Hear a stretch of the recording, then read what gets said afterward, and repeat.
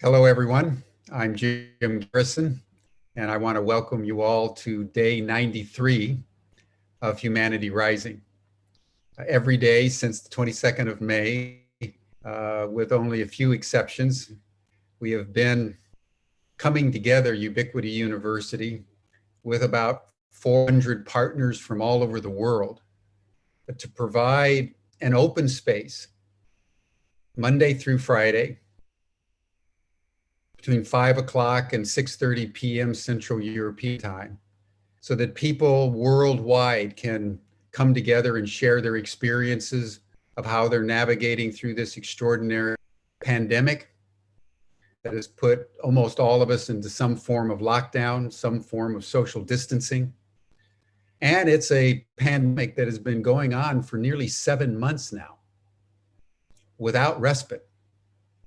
India, it was just reported today, has set a new daily record of 95,000 new cases. France reported 10,000 new cases. I'm in France, I'm in Paris, and everybody's wearing a mask and everybody is keeping social distancing. And we have, all of us, real challenges, particularly the people in California that are dealing not only with COVID, but fires and record-breaking heat that has turned Northern California in particular, and now Oregon and Washington State into kind of apocalypse now. So we are all laboring under a mantle of centrifugal energy, in the midst of which we have to come to coherence as best we can internally and collectively, so that we can come together strategically in a way that can ensure that the post-pandemic world is more sustainable and humane, resilient, abundant, healthy, and in alignment with natural systems and constraints. When I was walking down the street today, I had an experience that just popped in my mind that I thought would be worth sharing. I was just walking along and a mother was riding her bike and she stopped and she kind of looked around and she kind of lost her balance. And before she knew it, the bike had fallen over and she had a little, I'd say no more than a 1.5-year-old in the back and a little buggy. And he had a helmet on, but they went over and his head hit the sidewalk.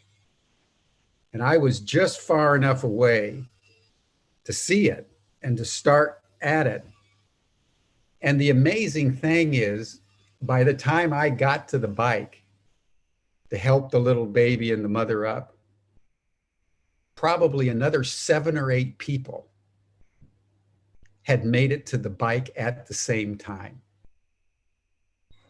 And I thought, whoa, what deep caring. In the midst of the pandemic, something happened and people instinctively just rushed to help. That's the ethos of Humanity Rising. That's the commitment all of us need to make under current world circumstances. And so we're very grateful for all of our live streaming partners and the 15, 20,000 people that are watching every day through our various channel partners, for the people that are showing up on Zoom day by day and supporting and affirming the goodness in the world, because what else is there left to do but to do justice and to love mercy and to walk humbly with your God. It's in that spirit that we convene Humanity Rising and in this session. And I would like to now turn it over to Sabina von Gafka, my good friend and co-moderator, who will commence the program. Thank you, everyone. Sabina. Thank you so much, Jim, and thank you for always opening these sessions with so much insight and so much passion and compassion. And it truly is both with honor and blessing that I am part of Humanity Rising, dedicating this time and space to facilitating and convening these extraordinary and immensely important sessions that Humanity Rising has been a vehicle for now. We're the 92nd session. I mean, that is quite amazing, that a platform can be there on a broad live broadcast daily. And also just as amazing is that we have so many speakers and thought leaders coming to the table to want to convey their messaging. And then all you amazing people in the audience. I mean, you are just as important, because you are the vehicles that then also can make ripples of impact in your own lives, but of course also in the lives of the people around you, and hopefully in unity towards making this planet a better and more sustainable place. And today's session is such an important and also complementary conversation to the sessions that we've had this week. Well, to all sessions that we've had, but if we just keep to this week, where we've talked about conscious evolution from contemplation into action, where we also talked about transitioning from a society of domination to a society of partnerism, a new word that's definitely going to be a lingo in the new narrative, partnerism, to the future of medicine and the importance of that. And then yesterday's dialogue on transitioning from gender rigid to gender expansion. And the red thread in all of these dialogues from day one to today, that also Jim touched upon, is the importance of individuals and humanity's inner work and heart coherence. Because it truly is when we start to align with ourselves and the inner work and working with our patterns and shadows and all that implies, but really trying to find the core and the essence of our authenticity, that we also can start to decode some of the conditioning or whatever you might call it in your sphere, and really start to align with the values, the actions, the emotions, and so forth that truly resonate with us in the world that we want to create. Because being mindful with yourself is how you can then step up and be mindful to others and be mindful to the planet. So it truly does start with ourselves. And I like to read the introduction actually to today's panel, because I thought it had some nice contemplative questions that I think are good for all of us to maybe think about during this panel. And I'm sure also the panelists will address them. And it starts with, when was the last time you turned your attention inward with regard to the world's most pressing problems? And how might genuine honesty with our personal embodied experience provide insight into skillful ways to engage with others? And we've looked at that through many of our sessions, the sort of the projection and how we can have a broader perspective and the art of listening. And how does our willingness to witness the pain of others impact our own sense of self? Now, Naropa University, who is the whole emphasis of this panel, if you don't know it, it's long considered the birthplace of the modern mindfulness movement. And it's a student-centered liberal arts university in Colorado that emphasizes their curriculum on professional and personal growth, that inner growth and intellectual development and contemplative practice. And their tagline, which is also the title for today, which we've said many times also in Humanity Rising, is transform yourself, transform the world. And that summarizes the view and raises provocative questions about the relationship between inner and outer experiences and how we can fuse them into alignment. And in this panel, we'll be meeting outstanding and knowledgeable Naropa teachers and scholars who will share how they understand the worldview and how we can connect between the internal change and the external action, or the external chaos as we're in at the moment. And before I hand over the word to the panel and also today's convener, Matt Robertson, I'd like to put us all in a sacred space of heart coherence. We've done this before, so all of you who might be new to this broadcast, just 1 minute of heart coherence through breath, just to align us open our hearts, still our mind, and be open to dialogue, listening, and a variety of perspectives. So Richard, if you'd like to put on the music, you can put your hand on your heart and let's just breathe for 1 minute.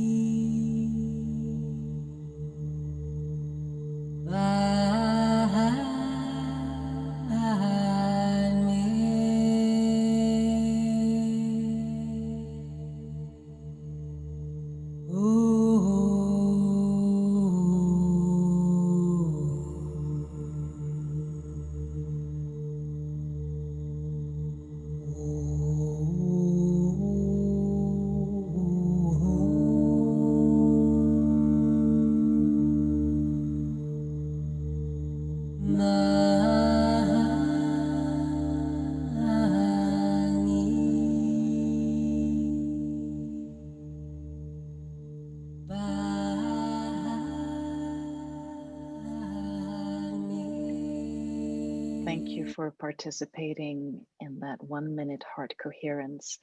And now let's open this sacred space, listening to these outstanding, knowledgeable panelists that will be convened by Martz Robertson, who himself has 6 years of experience of attending Naropa. So Matt, I hand over the word to you. Well, thank you so much, Jim and Sabina, for your opening words and this heart coherence practice. My name is Matt. I serve as an executive assistant here at Ubiquity University, as well as a member of the Next Gen leadership team. It's a pleasure to be back, and it brings me particular joy today to help convene this session from Naropa University. As mentioned, my alma mater, as we hear from core professors, lead faculty, and directors of some special centers on topics such as mindfulness and embodiment, the latest compassion research, and deep ecology. And I wanted to open the session today by saying just a few more words about the history and mission of Naropa University for those who might not know about this institution. Naropa was founded by a Tibetan meditation master named Chogyam Trungpa Rinpoche, who was born and raised in Tibet as the lineage holder for the Kagyu tradition of Tibetan Buddhism. And it was due to the Chinese occupation of Tibet that Chogyam Trungpa made his way through the Himalayas and ultimately into the West, into the UK, the United States, where he founded not only Naropa University, but the Shambhala tradition of Buddhism, which is a kind of translation of ancient Buddhist teachings into a practice and teaching that is more applicable to our contemporary lifestyle, as well as he was a beloved teacher to many, some of which helped found Naropa University. Naropa itself was founded in 1974. Chogyam Trungpa was in Boulder, Colorado, hanging out and teaching with many other cultural creatives of the time, particularly members of the Beat generation, Allen Ginsberg, Jack Kerouac, Ann Waldman, and many others. And Naropa emerged out of the zeitgeist of that time to embrace what is called contemplative education. And Naropa really pioneers contemplative education, which is an approach to higher education that pairs contemplative principles and mindfulness practice with traditional academics to deliver a whole person integral approach to higher education. I'll read this excerpt from the mission statement. Naropa recognizes the inherent goodness and wisdom of each human being. It educates the whole person, cultivating academic excellence and contemplative insight in order to infuse knowledge with wisdom. And one of the things that I took away from my 6 years at Naropa, there are many, but one of the most powerful was this notion within the community of warriorship. But this is a different kind of warriorship, a warriorship that is not based on violence or aggression, but a warriorship that is based on the courage and bravery that it takes to face reality as it is, as it comes up organically through the natural changes, and the ability to increase our capacity to stay with and face the natural ups and downs of life and reality. For me, this notion of warriorship was core to helping me think about my life, my goals as an individual, really through the practice of how to stay in the present moment where the intelligence and wisdom of consciousness that helps guide our lives as human beings abides. So I wanted to presence that here because I think that this notion of warriorship, while always relevant, is especially pertinent to the times that we're in. The courage to not shy away from the intensity of the moment that we face now, but to lean in to that feeling in our body, in our emotions, in our thoughts, and face it with courage, vulnerability, trust, and compassion. So there's many ways that we practice warriorship, but one of them, of course, is a meditation practice, which is core to the Naropa curriculum. But there are many other practices. And it's at this point that I would like to invite Sherry Elms, one of the associate professors in the environmental studies program and lead faculty for the Joanna Macy Center at Naropa University, to lead us through one of these contemplative practices called the bow. And we'll open our session and presentations today with that practice and end with that practice as well. So Sherry, thank you so much for offering this practice, and over to you. Thank you so much, Matt. I just have to say, on behalf of Naropa, what an honor and a delight it is to be invited and to be part of this Global Action Summit.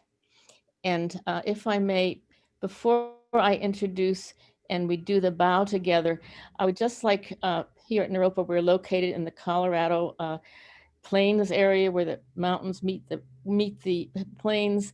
And there's many people who've lived on this land before us, before the European occupation and colonization. So we always like to honor the land on which we stand. And I welcome people from all over the country and the world to maybe just take a moment for those people who have been before us on the land that we have the privilege to be seated. And in this part of the country, it's the Arapaho, the Cheyenne, the Apache, the Ute, the Comanche, and maybe just take one moment of reflection to honor the land that we have the privilege to be residing in.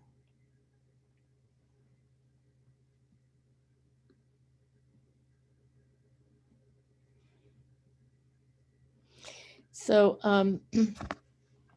thank you. And at Naropa, it's kind of a tradition. We call it the Naropa bow. And many of our faculty begin our classes with that. Staff sometimes use a bow as a way to begin and end a meeting. And there's other situations when we gather together and introduce and begin with a bow. It's always an optional thing of what you resonate with, but fundamentally we consider the bow itself a contemplative practice. It's a way to arrive into the present moment, internally with ourselves and also with those with whom we are gathered. We arrive individually, personally, and collectively. So I would invite you all to join in us bowing, and we begin by just settling into whatever you're sitting on. It can be a cushion or a chair.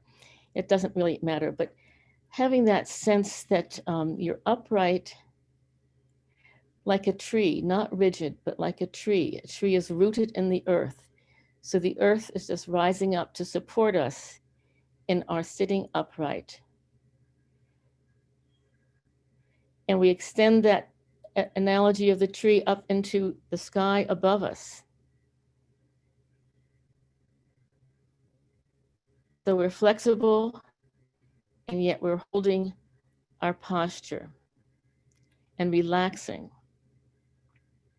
So that is the first part of taking our seat, connecting us to all that is. And then the second part, there's no movement, but it is simply to feel your heart. We're all alive, we all have a heart. This also connects us. So the other part of our bow is simply to feel our heart.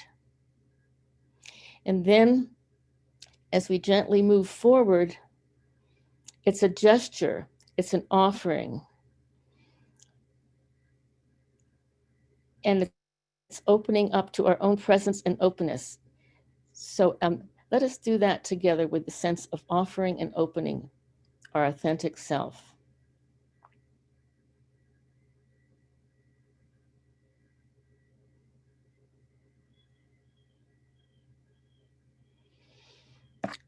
And now, with our authentic self, we can be present with whatever is and delight in what will be offered. Thank you. Thank you so much, Sherry.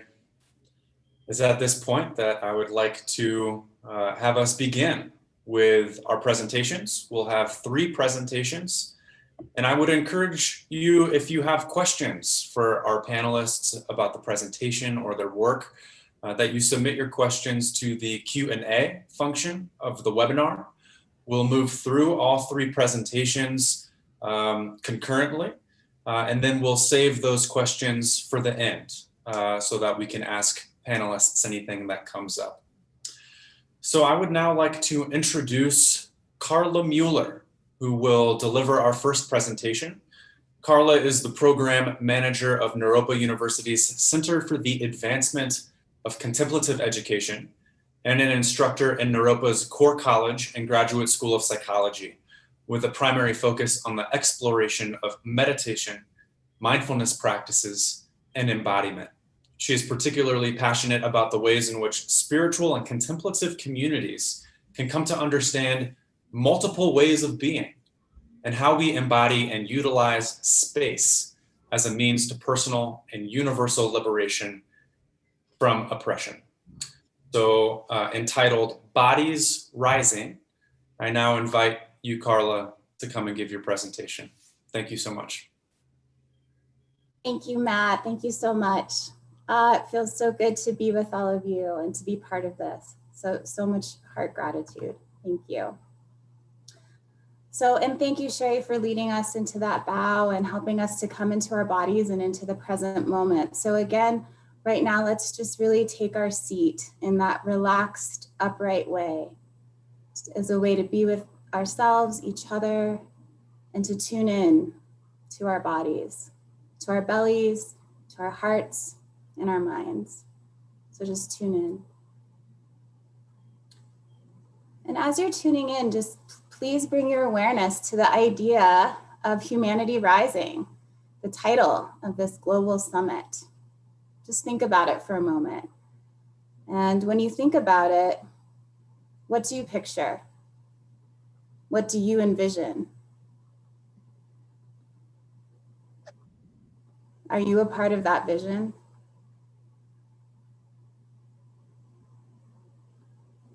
Feel into it. What feels possible about it? And on the other side of it, what also feels impossible?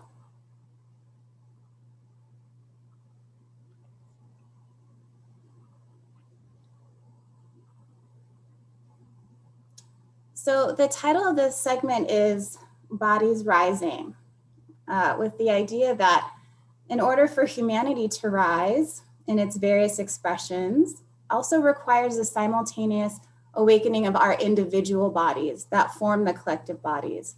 So that is to say that the vision and action of humanity rising is something that happens with our body as a collective body.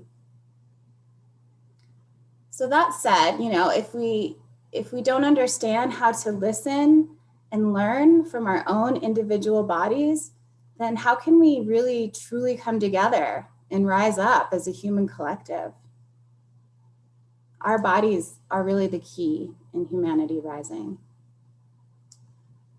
So with that in mind, we're going to be exploring an embodiment practice with the aspiration that the more that we can listen to and learn from the wisdom of the body and allow it to collaborate with the space around us, the more that we can come to understand how to work in partnership together and to unite as a collective for an uprising that leads to individual and universal liberation.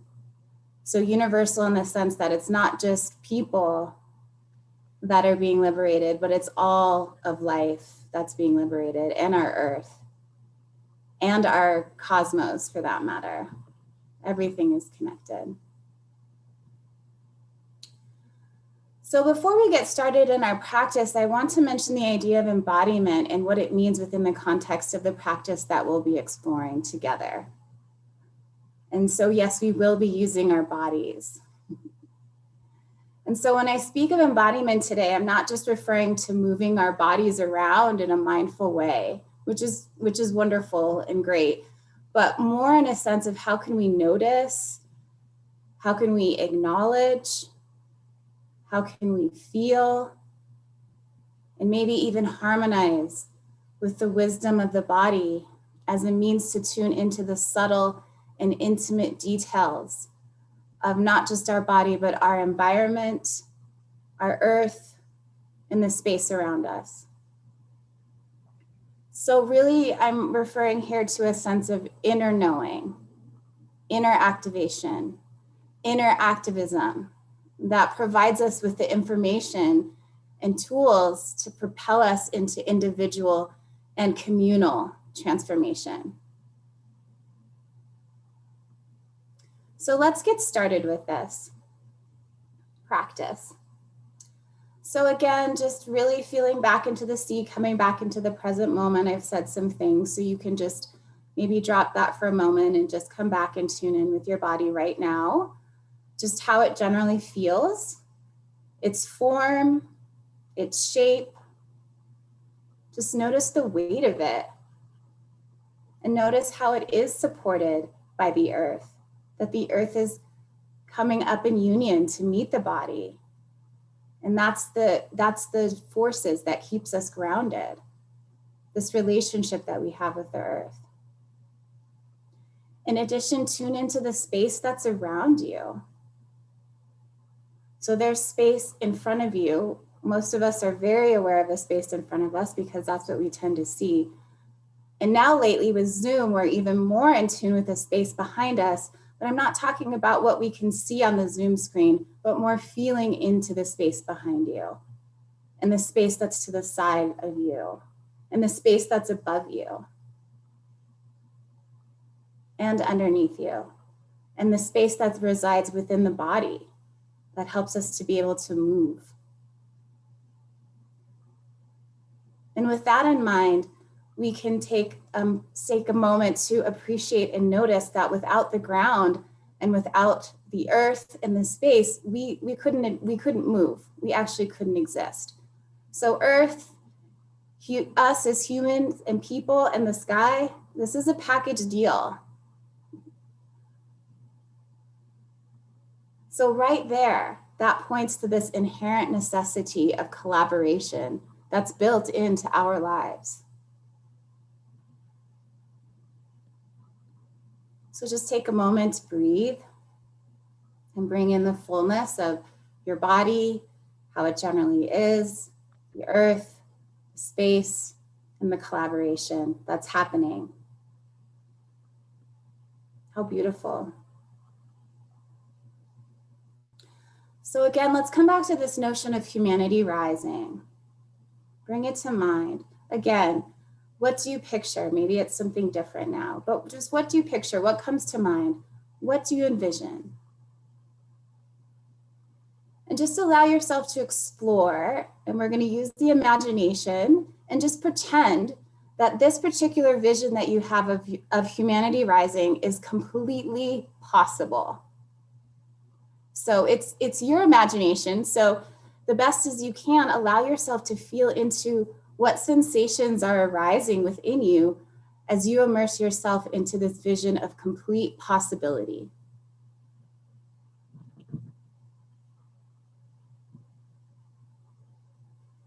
And really give this space and pause and just take the time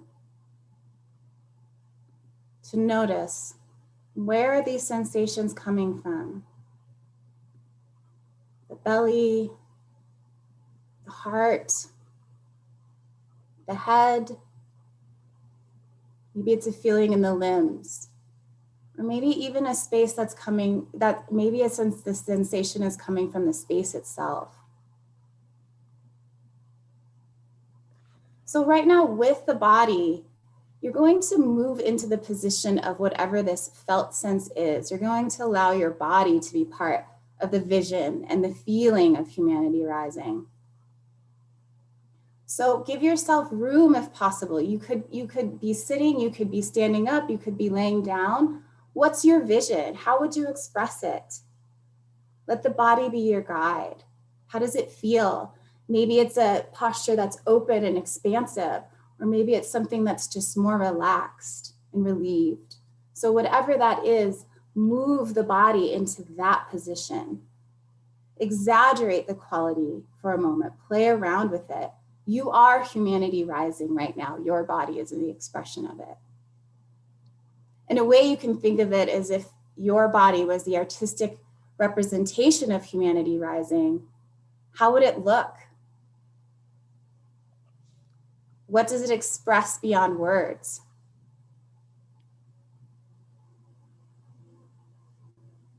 And again, with this artistic expression, it's a collaboration. What's happening with the ground, the earth? Feel into it. As you express this, what's your spatial experience? Can you sense into that? What's the space behind you like? What about in front of you? And breathe. And just hold this posture for a moment and just memorize it. This is your expression of humanity rising, so just savor it and feel it.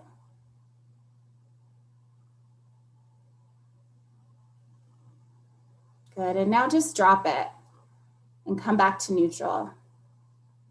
So feel into your arms and legs. Shake it out, maybe shake your head, shake the arms and legs, and just let it go. Just drop that particular project.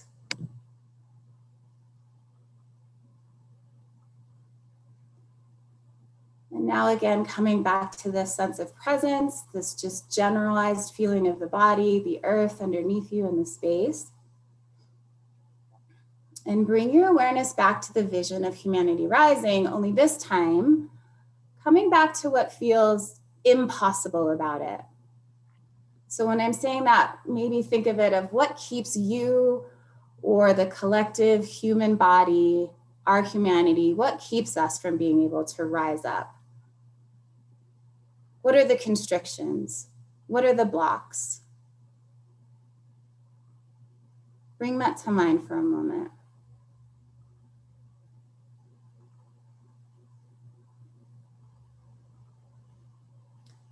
So now moving from thinking about this, again, explore it with the body. You know, if it feels okay, just notice where these particular sensations manifest.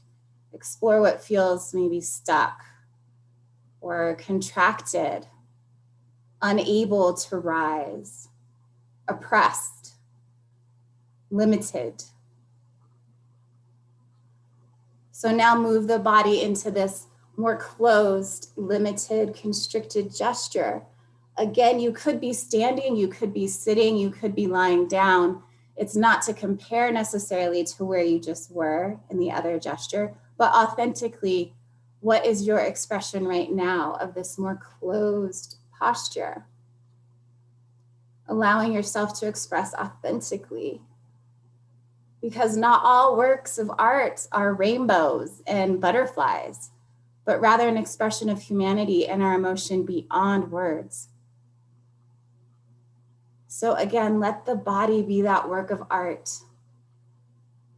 And as you're in this posture, whatever it is, what do you notice in your limbs, in your belly, in your heart, in your head? And what does the space feel like right now? The space that's around you, in front of you, and behind you, and above you, behind you.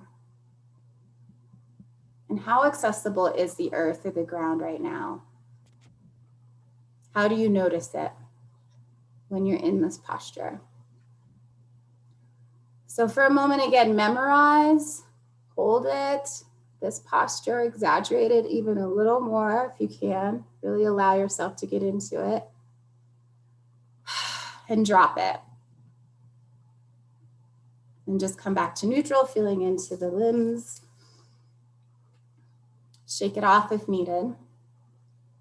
Okay, so now we're going to take a journey from that closed off, constricted, more limited posture that we were just in to the full expression of the posture of humanity rising, that more open posture. So we're gonna take a journey from the closed posture to the more open posture. And we're gonna do this in 6 minutes. And I'll time you, and I'll get to that in a second. So I'll be guiding you along the way. So if there's any thoughts coming up about that, you can just notice and let it go.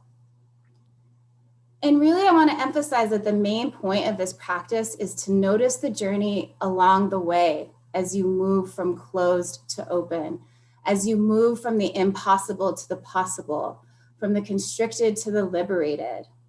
So it's not wrong to be constricted. I really want to emphasize that. It's not wrong to be constricted. And in fact, there's so much valuable information in that contracted quality. So much information. And also, it's not right to be liberated.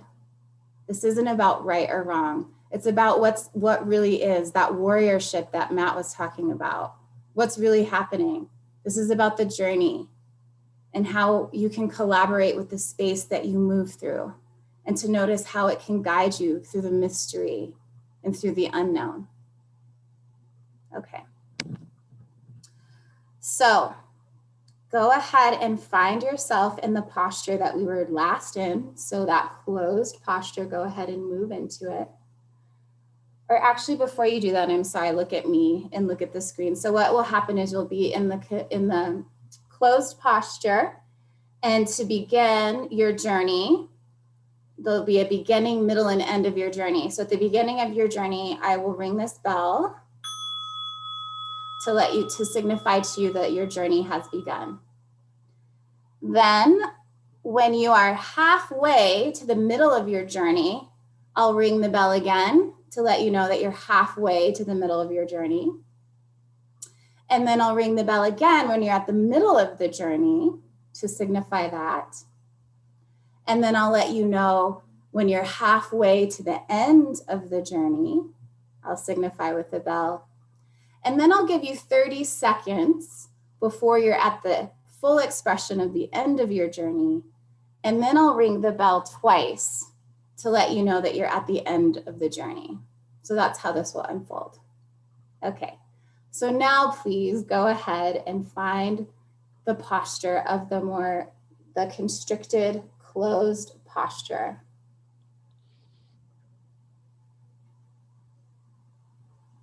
And allow yourself to arrive there. And again, feeling the posture, feeling the ground, feeling the space. We will begin.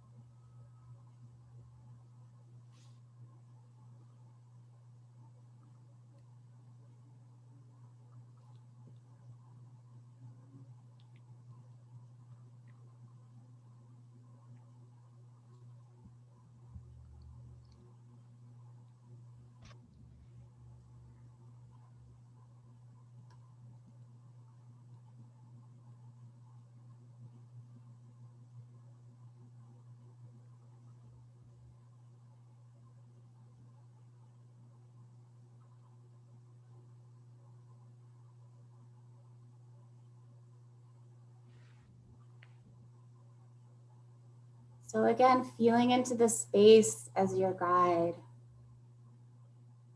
knowing that however you move, you are still grounded with the earth.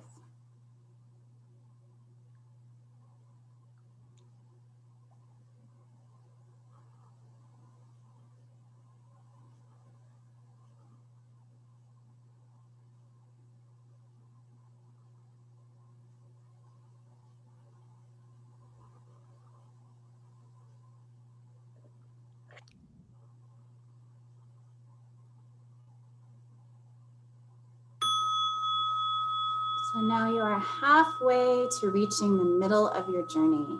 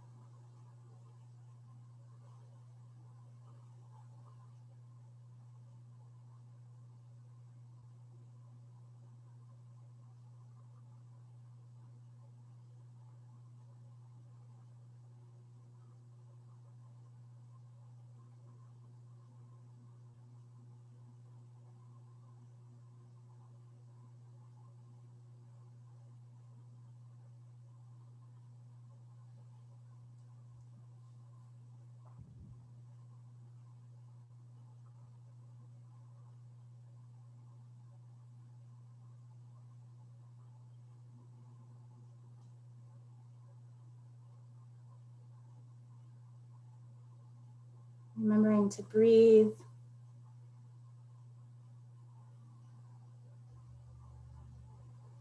Noticing the subtlety of the way the body is guiding you, the way it collaborates with the space. You are now exactly in the middle portion of this journey. So you're right in the middle of it.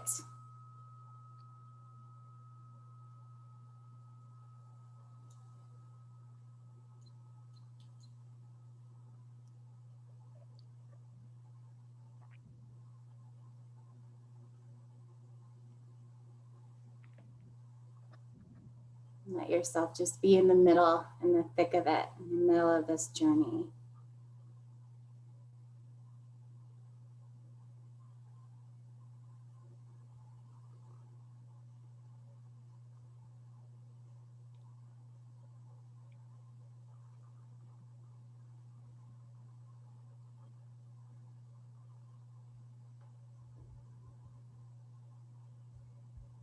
And breathing.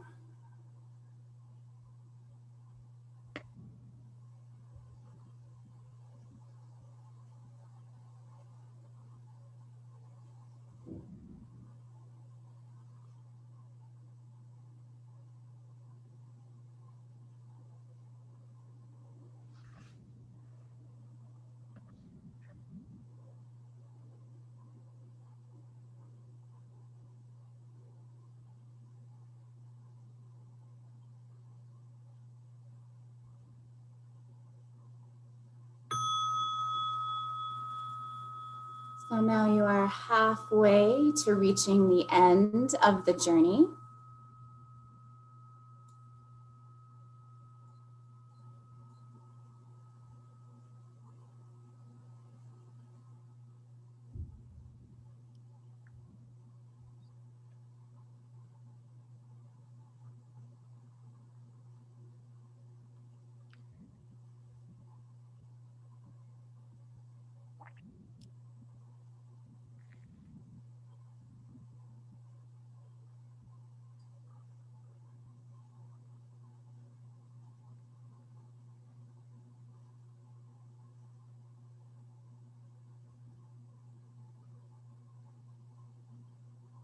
Again, staying with the space, letting the body lead you on this path as it moves through the space while on the ground.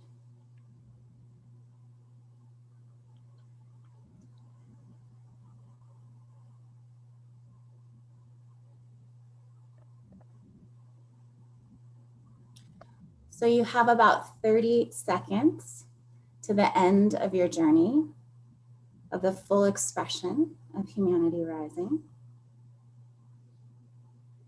So just come into it.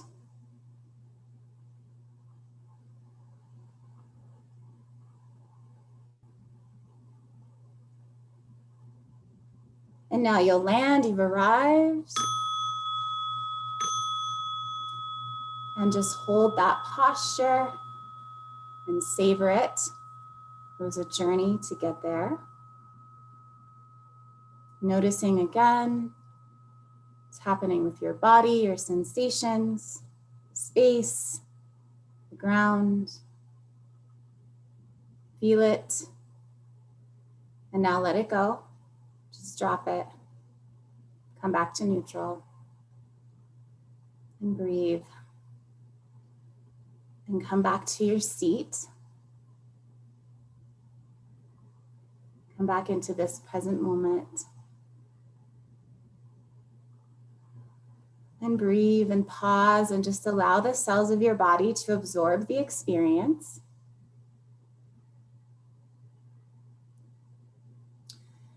And maybe just take a moment to honor the beginning, middle, and end of your journey and what happened on the way from the impossible to the possible, and how that might inform the ways in which you are able to rise up with humanity.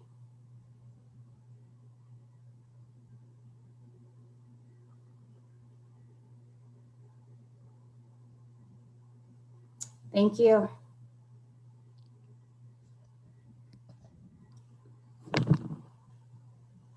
Thank you so much, Carla. One of the guiding questions for my thesis at Naropa was, what is the role of embodiment in personal and collective transformation? And it feels to me like each time the body presents fresh answers to that question. So thank you so much for leading us in that encounter with the wisdom of the body. We're going to jump into our second presentation made by Jordan Qualia and Charlotta Rotterdam. Jordan is the Associate Professor of Contemplative Psychology and Director of the Cognitive and Affective Science Laboratory and Research Director of the Center for the Advancement of Contemplative Education at Naropa. Jordan has served as a panelist for multiple United Nations Day of Vesak conferences, fellow and senior investigator for Mind and Life Summer Research Institute, and contemplative social justice scholar for Contemplative Mind in Society. His research, supported by funding from the Mind and Life Institute and John Templeton Foundation, has been featured in leading scientific journals and books, and relies on a range of tools from neuroscientific measures to virtual reality to study topics such as mindfulness, compassion, and lucidity. Charlotta is the director of Naropa's Center for the Advancement of Contemplative Education and an instructor in Naropa's Core College and Graduate School of Psychology. Charlotta directs Naropa's Compassion Initiative and co-developed and teaches Naropa's Mindful Compassion Training. She is a senior teacher at Tara Mandala Buddhist Retreat Center and teaches in the US and abroad. So at this point, I'll hand it over to Charlotta and Jordan for their presentation entitled For All Beings, Connecting Compassionate Intention and Action. Thanks so much, Jordan and Charlotta. Thank you, Matt. It's so lovely to be with you all today. And I'll just echo again, a big thank you to Carla for that lovely practice and for helping us start my talk really from a more grounded place. So thank you again. And as was mentioned, I'm a researcher. I'm a scientist by training. I do psychology research, neuroscientific research on compassion and mindfulness and other topics. And so given this background as a scientist and researcher, I wanted to share with you mostly from a scientific lens today. So to be a bit different than just diving right into practice, but Charlotta in a bit will lead us in a compassion practice as well. And so what I want to talk about is, from a scientific perspective, why and how compassion practice, and love and kindness practice more specifically, is an ideal starting point for helping us rise to meet these challenging times we're all in.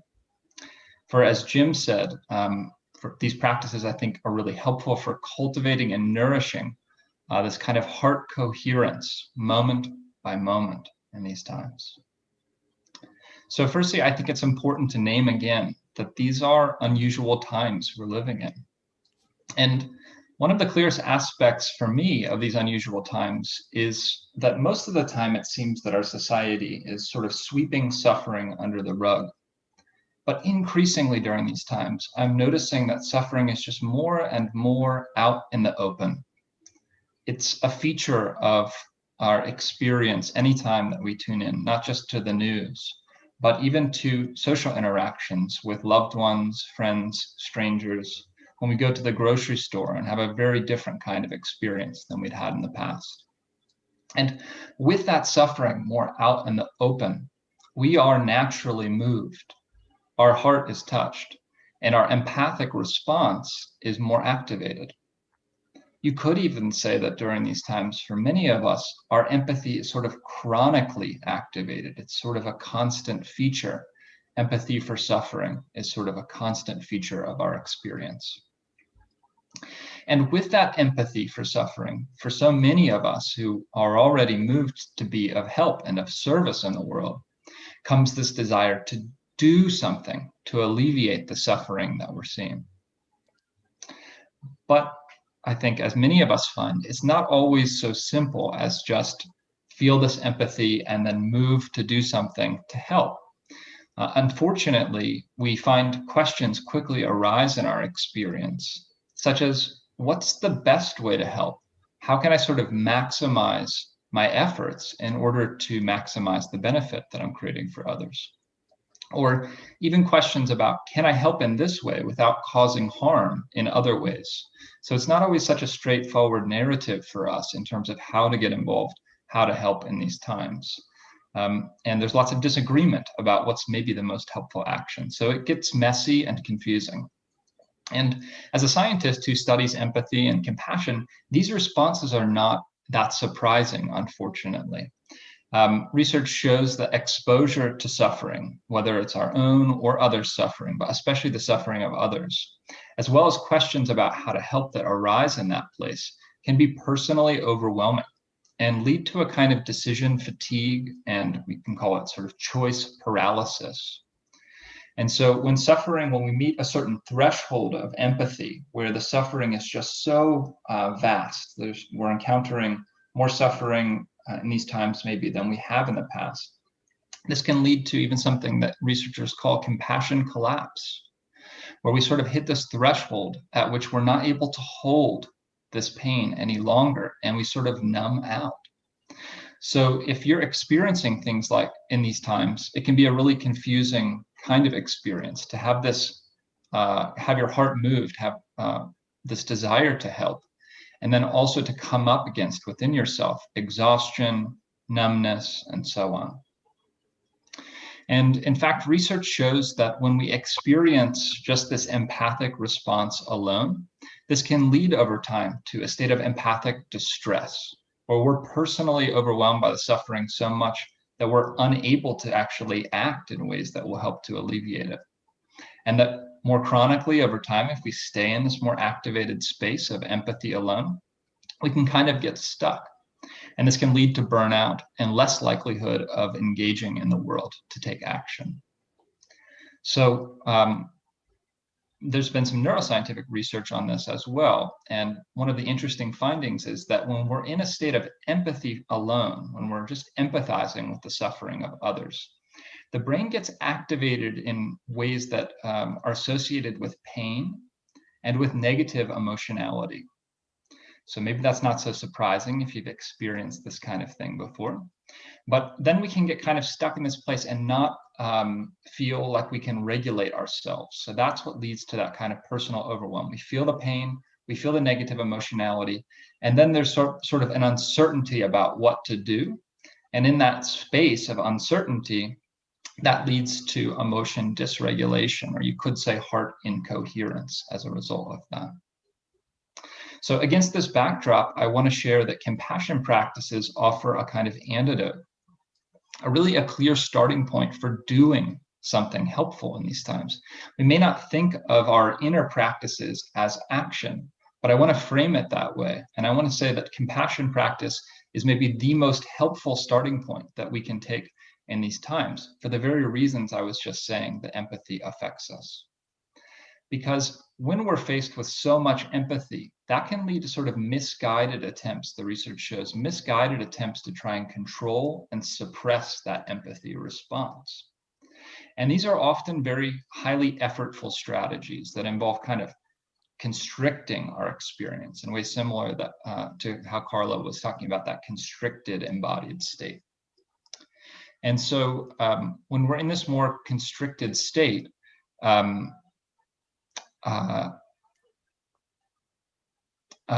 compared to that, compassion is a more expansive state. And our brain on compassion looks remarkably different than empathy alone. It leads to activation in areas associated with social connection, with reward, as well as with positive emotion. So in contrast to empathy alone, in contrast to that constricted state, these practices help us feel good in the moment when we do them. They support not just our short-term well-being, but our long-term well-being. And they make it more likely that we'll actually engage, take action in ways that help others too. So you could say that through compassion, we transform empathy. We work with empathy instead of against it. And we feel more personally resourceful and capable of taking healthy and helpful action. So compassion intrinsically is a kind of bold statement in these times, I think. A bold statement of a both and, that we need not sacrifice our own well-being for the benefit of others, nor do we need to harm others for our own gain. In fact, in these times of suffering, what is good for us through compassion can be good for others too, and vice versa. We can care for ourselves and others simultaneously. And indeed, my research on compassion shows that it's often experienced in this kind of simultaneous way. Whether we start with self-compassion, that more naturally leads to an outgrowth of compassion to others, or we can start with compassion for others and in turn experience compassion for ourselves simultaneously. So the basic idea, and Charlotta in a moment will be leading us in a kind of practice to experience this ourselves, but the basic idea is that there's something we can do to work with our empathy in more proactive ways that work with our empathic response instead of trying to dampen it or numb out or not experience this empathy for others and what they're going through. We can work with that response in ways that are genuinely helpful. And what's more, the great thing about compassion practice is we can do it anywhere, anytime. If we're looking for something that's genuinely helpful, we can start right here, right now with compassion practice. So we don't have to engage in this kind of process of what's helpful, what's not. Here's a clear starting point that is genuinely helpful, backed by scientific research, and it's something that's a both and. It helps us and it helps others simultaneously. So with that, I'll turn it over to Charlotta, who will now lead us, I think, in a compassion practice. Thank you all. Thank you, Jordan, setting us up. Hello, everyone. Good morning, good evening, good afternoon. So as Jordan said, what I'd like to invite you into is a bit of a journey, an internal journey into this arc of compassion, we might say, that begins with perceiving, noticing suffering or pain of others, then moves into being moved by that, touched by that making the emotional connection, engaging our empathy, and then moving further into the compassionate response. In this case, it's around aspiration and wishing for the relief of suffering. So I'll invite you now just briefly into a contemplation And we can begin again with our bodies. Our awareness of body has been beautifully awakened through Carla's meditation. Feeling your own seat and center.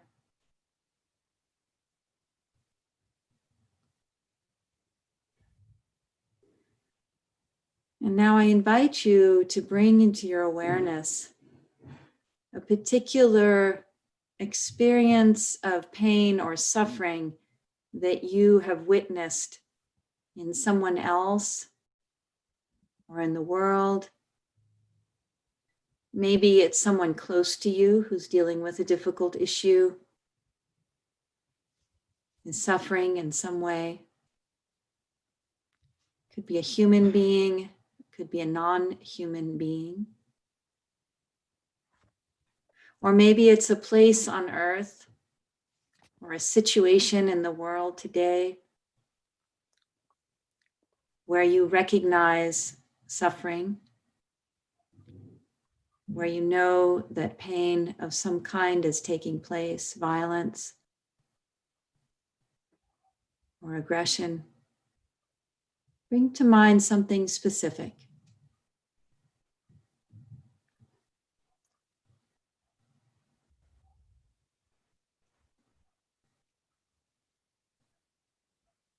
It can be seemingly small suffering or large suffering, it doesn't matter. But something that you can make a connection to, a heart connection to.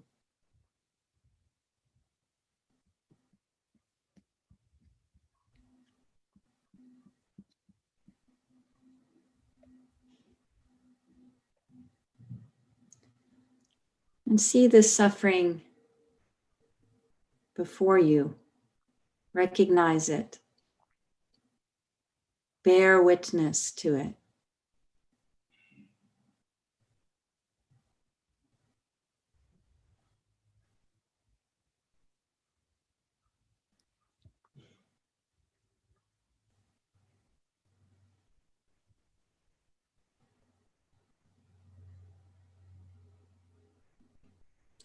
And now let yourself move into an emotional connection with this suffering if you haven't already. So this particular pain of another being or beings, notice how it moves you, how it touches you.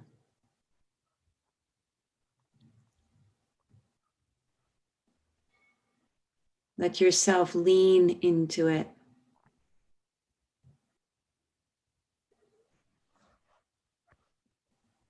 And this may be painful.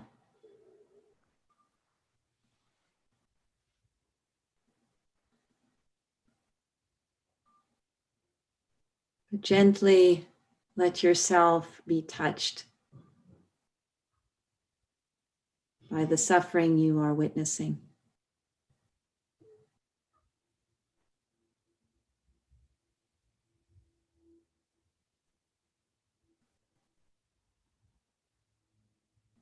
Notice how this being moved is resonating in your body. How does your body feel?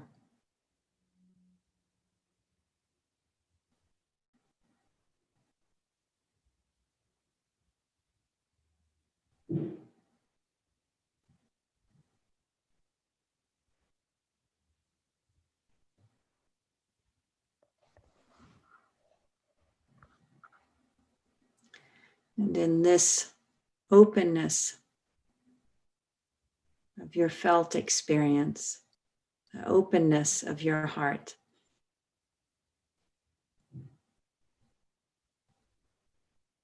allow yourself to generate a wish, an aspiration for the relief of this suffering.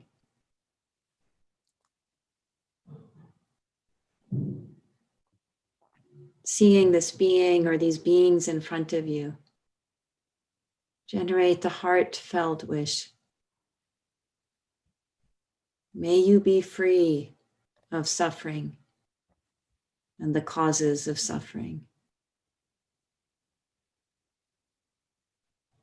May you be free from suffering and the causes of suffering.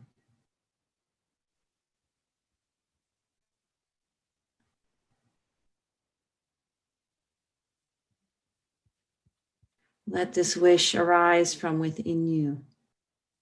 You don't have to figure anything out at this point,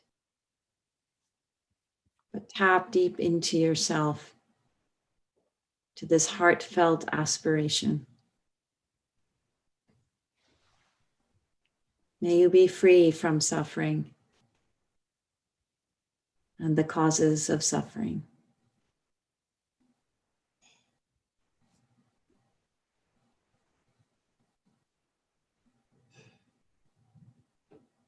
Feel this wish and this aspiration extending from your heart to this being or these beings.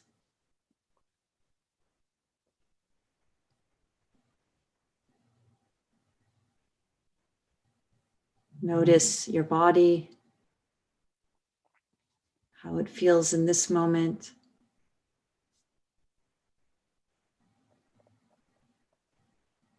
Notice the state of your heart, mind.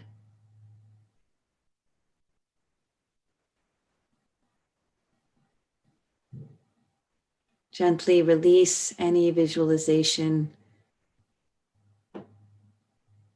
any efforting, coming back to your seat where you have been all along.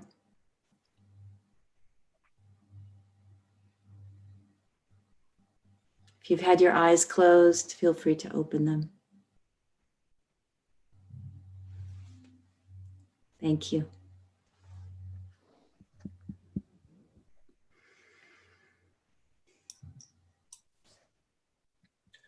Thank you so much, Charlotta and Jordan. I had an experience during the session of having an appreciation how just by being willing to be with our suffering, it allows for compassion to naturally flourish forth. It's almost like the hidden key to navigating suffering and reactivity is by being willing to engage it. The pressure or incubation of our present attention transforms it. And the added understanding of neuroscience and understanding what happens in our body deepens the experience of that process. So thank you so much.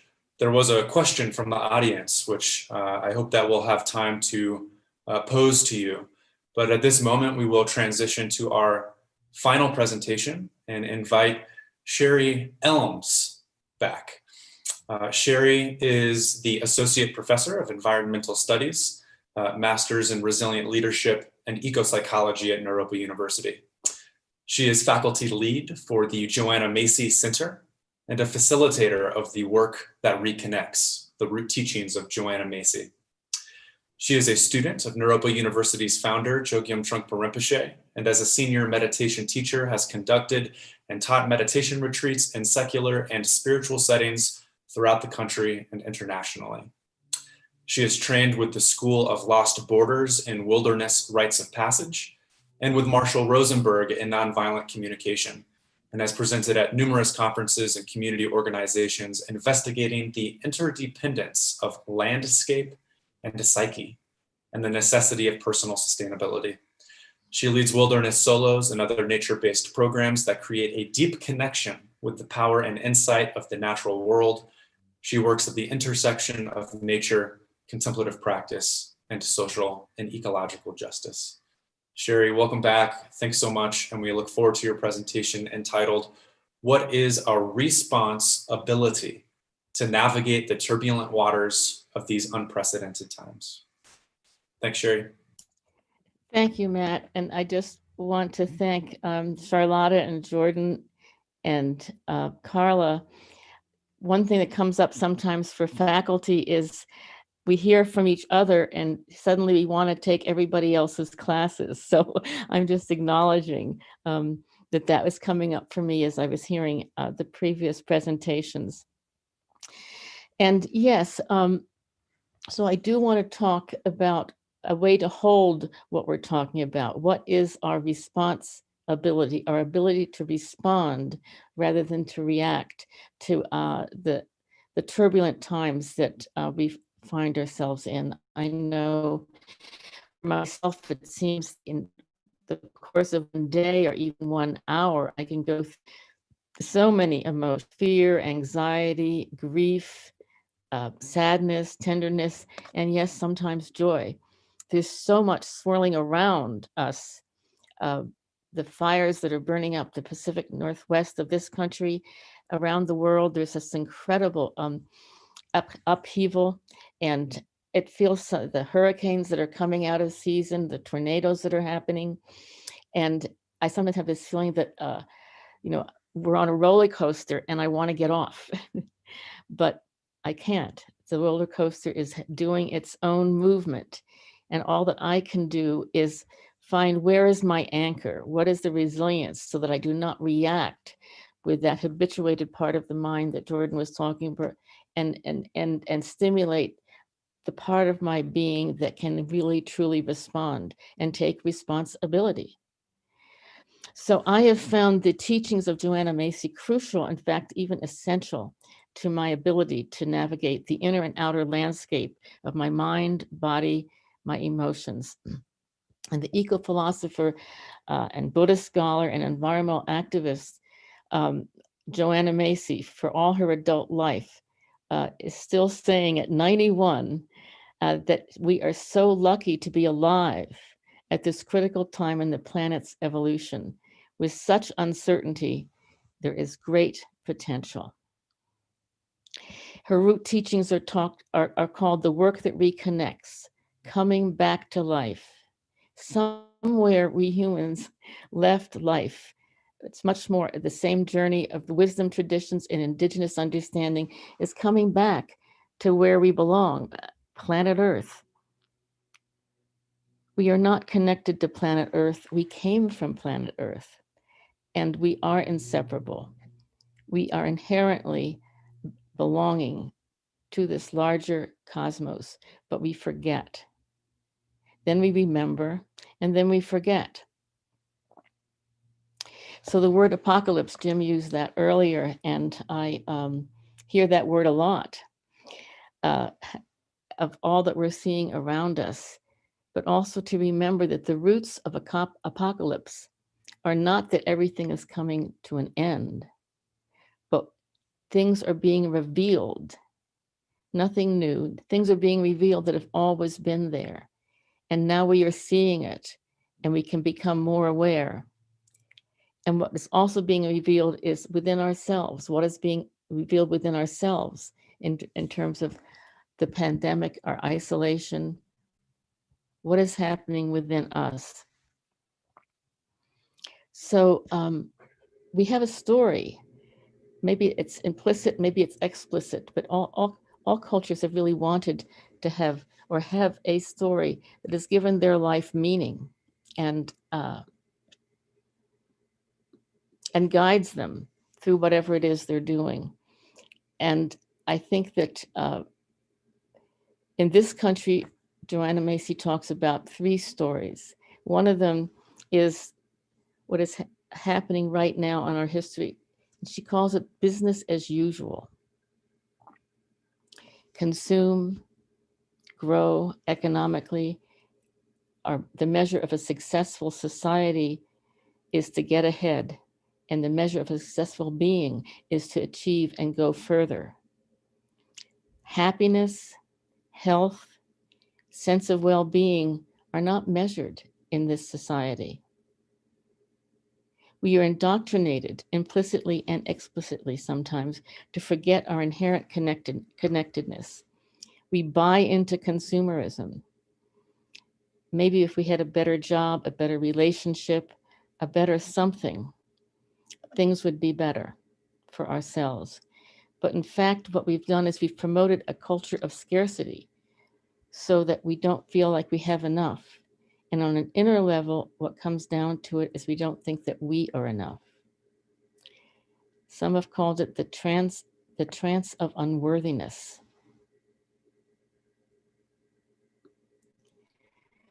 we can acquire things that will hopefully make us feel better, but it doesn't work.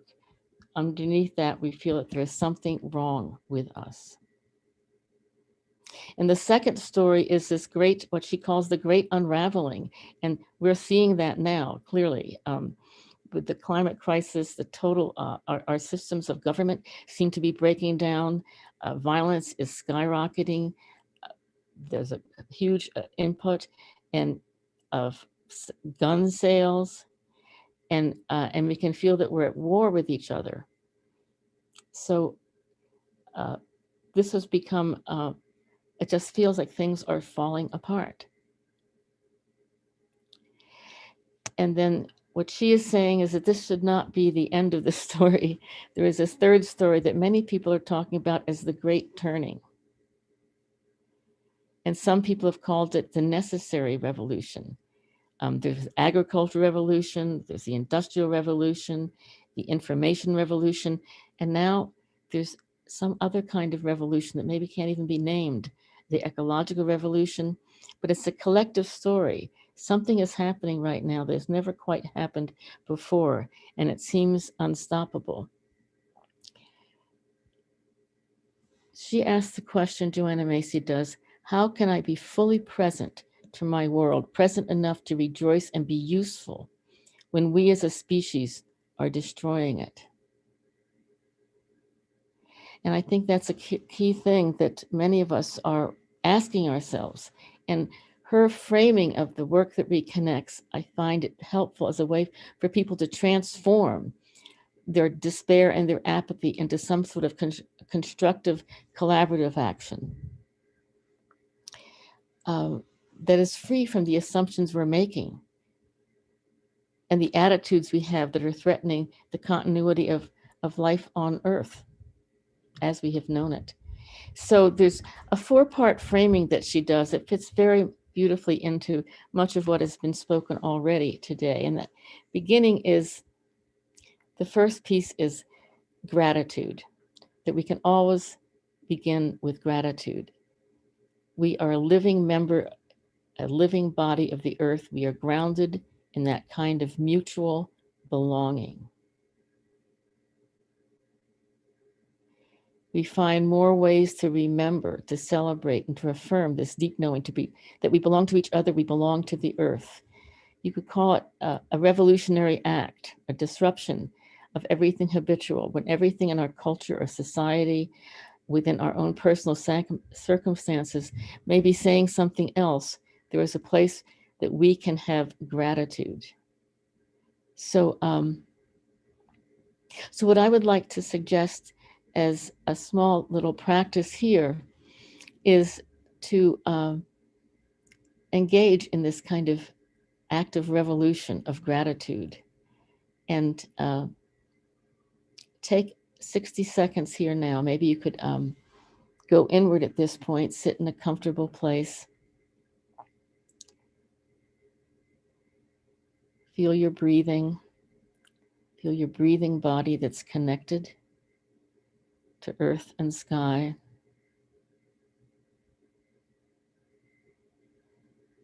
And go inward.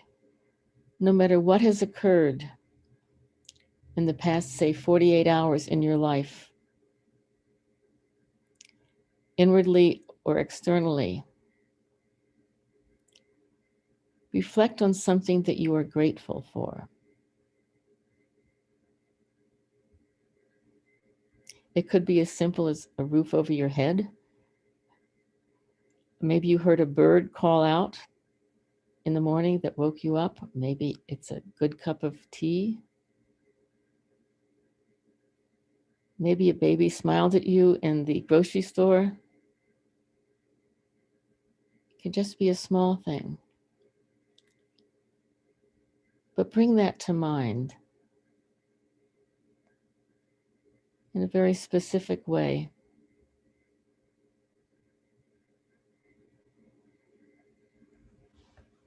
And then I encourage you to not just bring it to your mind, but bring it to your heart and feel it. Feel that gratitude for this specific thing, this specific situation. Let yourself feel it in your body.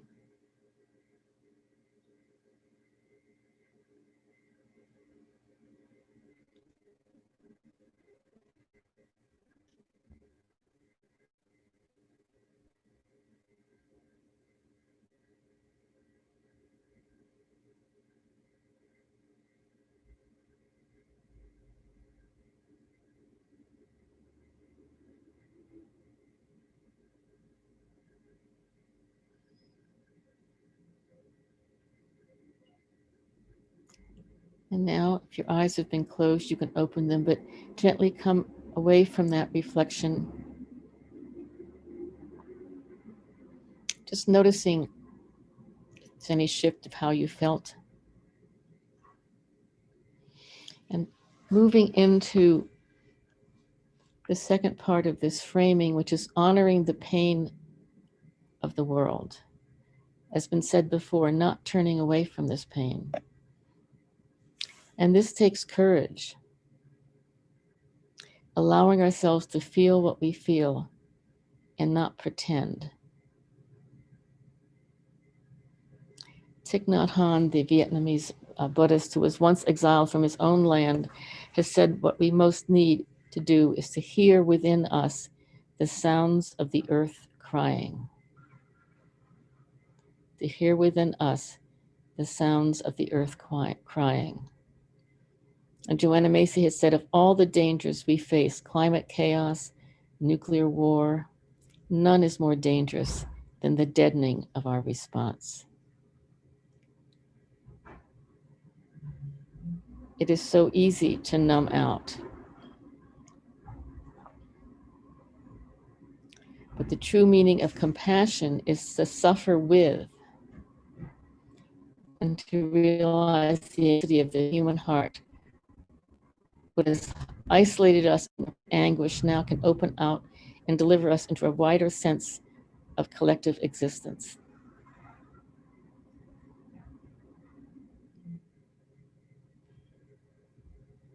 And this is a place where the practice that Charlotta led us in would come into play. So it is feeling what we're feeling, anything that has been disturbing you. So I won't go through that practice here now, but just recognizing what it is like to turn into the pain, turn into the fear, and allow yourself to feel it. And if that is feeling too difficult, it's like monitoring the balance, the regulation of what you can take in and what you cannot take in. And then just maybe having an aspiration to feel a certain feeling. And having compassion for yourself. Just acknowledging what it is like within your own being, feeling self-compassion, and making friends with that, making friends with how you are, exactly how you are. And this leads us into seeing with new eyes, the third aspect of this framing, seeing with new eyes and a wider sense of self. Opening to see with a larger life within us and feeling more genuinely our relatedness to all that is. Feeling this sense of kindness towards ourselves and a relaxation with that can allow us to actually be open to others, to see our inherent connection with all beings, that we're not alone. We're not alone in what we're experiencing. We're not alone in our suffering. We can be with each other in this place of vulnerability and compassion. And this is, I think, where the notion that was mentioned earlier by Matt of spiritual warriorship comes into play. Joanna talks about the spiritual warrior, the Shambhala warrior, and that the tools that the Shambhala warrior uses are the tools of compassion and insight. This truly is a time for us to be going forth, the final part of her going forth in a new way that allows us to come from a place of courage, compassion, and being connected with those that have gone before us, and feeling the power of the collective action, that there is no real enemy, that the more we work with ourselves, the more we naturally move out into wanting to engage.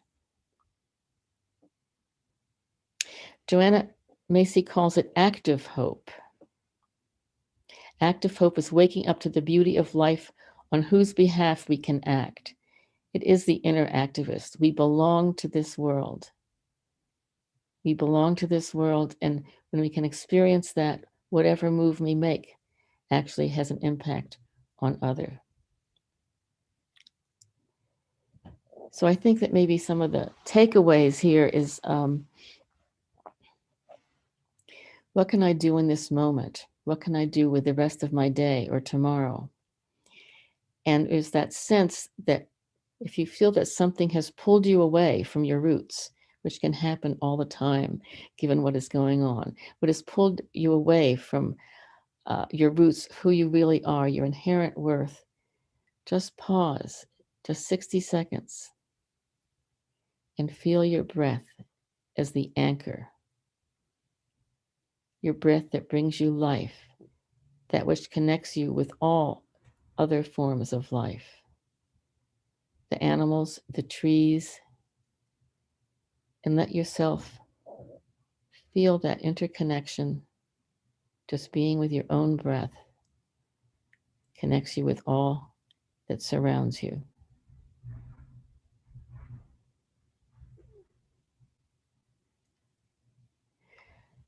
I have also found that the importance in these particular times to be in nature in any way that you can. Whether it's a tree, your backyard, but feeling that, again, it's the heart resonance that we really can begin to feel. And there does seem to be research out that just being with that heart resonance within us for 15 or 20 seconds can open us up to a more expansive way of being. I've actually encouraged people that there's maybe really is something to tree hugging. Hug a tree and see what happens. It's a mutual communication. The tree wants to be hugged. We want to hug the tree. There's a mutual communication there that is delightful to explore. And also just taking time with when you're eating, a mindfulness practice of eating, and just pausing and contemplating all the beings, all that happened for this food to be presented to you, to be eaten, and all that went into that, and great appreciation for our interconnectedness with all that is. Just truly acknowledging your emotional state and becoming a gentle witness to yourself. Acknowledging what you are feeling and befriending it with kindness.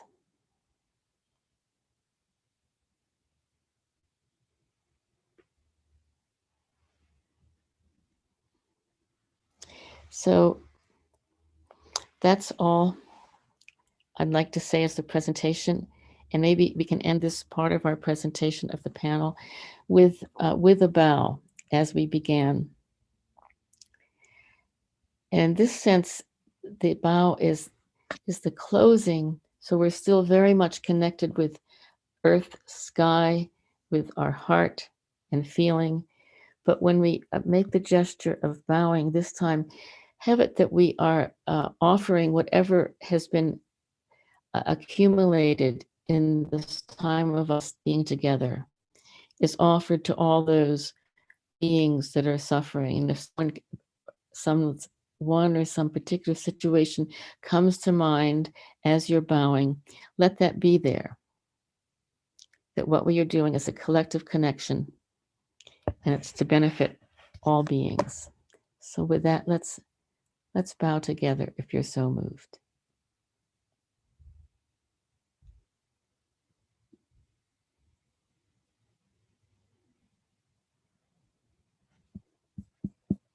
Thank you.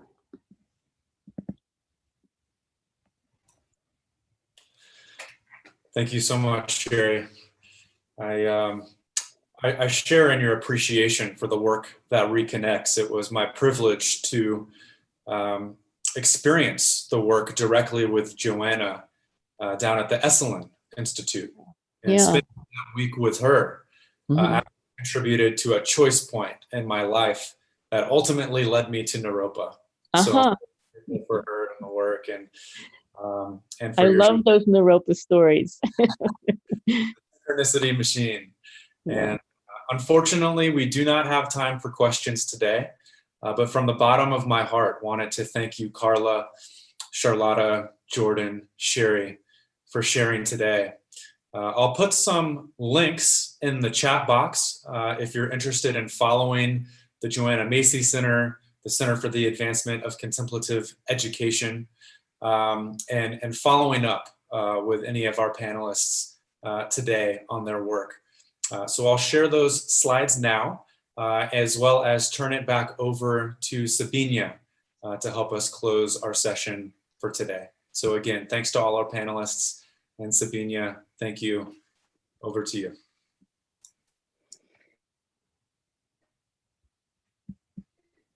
Thank you so much to our panelists, and also Matt for convening this. And thank you for taking us on this journey of compassionate practices that is so important as a starting point to cultivating the that you were also talking about. And I just remembered, I don't know if it was a quote or a saying that I read that I just wanted to share on the emphasis of empathy. And that is empathy with the eyes of another, listening with the ears of another, and feeling with the heart of another. And also to remember that the greatest gift of human beings, that we actually have the power of empathy. So, let's really step up and be those change agents and activate this power within us, empathy and compassion. And I just like to end with a favorite quote that we also mentioned yesterday that I think is so beautiful. Also, if you just breathe through it and remember it, and that is, the longest journey you will ever make, or we will ever make in our lives, is the journey from our head to our heart. Thank you so much to our panelists. Thank you so much to all of our audiences around the world. And thank you for being the change agents and the ripples of impact. And with that, I hand over to you, Jim. Thank you, Sabinia. Thank you, everyone. Felt like I was going down memory lane with Joanna Macy. I've known Joanna Macy, boy, since the 1980s, when she was doing work on the nuclear issue and helping people process their grief and despair. So it was very good to hear about her, the still active 91 years old and still writing her heart out and giving her heart to the world. She's one of the real giants of our time. So thank you for bringing her spirit in. As we close, I just want to say that there's a after party, as it were, an after session gathering that the participants have just spontaneously put together. And I think the link has been put in the chat a couple times. So if you want to join that, please do. And then also on Monday, we're going to be moving to the domain of the arts and asking the question how art and music music in particular contribute to the coherence that we all seek. I'd like to just close with the note that came up with, I think it was Jordan, that if you take in too much stress, you become numb. And this was brought out by Hans Selye, if you've ever read his book on stress. He's the great practitioner and researcher into stress of the late 20th century, early 21st century. And he talks about how stress has to be calibrated. And if you don't calibrate it properly, it can consume you internally and your body goes haywire. And eventually your body just goes numb.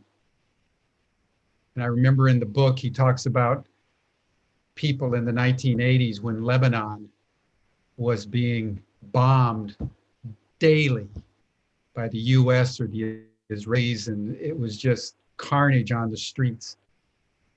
And it was observed that parents, seeing their dead children in the rubble, no longer had the capacity to respond. They were just numb. They'd been so beaten down by the trauma, they couldn't even respond to their own family. And Hans Selye says that the way we calibrate for stress is one of the most fundamental keys to whether we have successful lives or not. And that was just one small point that you made, Jordan, but I think it's huge. Because if you think of the work that Ilya Prigogine, the Nobel Prize winner in chemistry, talked about when he talked about islands of coherence in a raging sea of chaos, the coherence is not developed in separation from the chaos, but in a dance with the chaos. So when we're thinking about COVID, we're thinking about forest fires, we're thinking about extreme weather events, we're thinking about the US election, we're thinking about Trump, we're thinking about all the traumas that are out there that we're experiencing. The law of physics and the law of spirituality is that we have to come into a dance, a dialectic, a synergy with that chaos and somehow refine it through the coherence of our own being and our intention to develop more coherence. And then what is it that Prigogine says? If we can do that at a certain point, the intensity of the coherence in relationship to the chaos becomes a critical mass, and the chaos then up levels. And there's a system change to a new level of coherence. So whether it's Joanna Macy talking about the nuclear issue or the current issue and living a life of sensitivity and reverence for that which we are experiencing, let us all remember that the contemplative life, the coherence that we're building up inside of ourselves day by day, our heart coherence meditations or anything else that we're doing, is always in relation at some fundamental level with the chaos itself. The relationship between the external chaos and the internal coherence is a high art form, and that's the spiritual path. So anyway, I just wanted to add that because it seemed to be implicit in so much of what all of you were saying. as a way to salute you. Thank you, Matt, for putting together this splendid panel. Thank you, Naropa, for your deep commitment to the contemplative life. And thank you all for joining. See some of you on the after chat, after party. And then on Monday, we're going to turn to Kathleen Riley, a cultural historian, who is going to bring together a number of musicians to talk about developing coherence through music. So thank you, everyone. We'll see you again on Monday. Bye.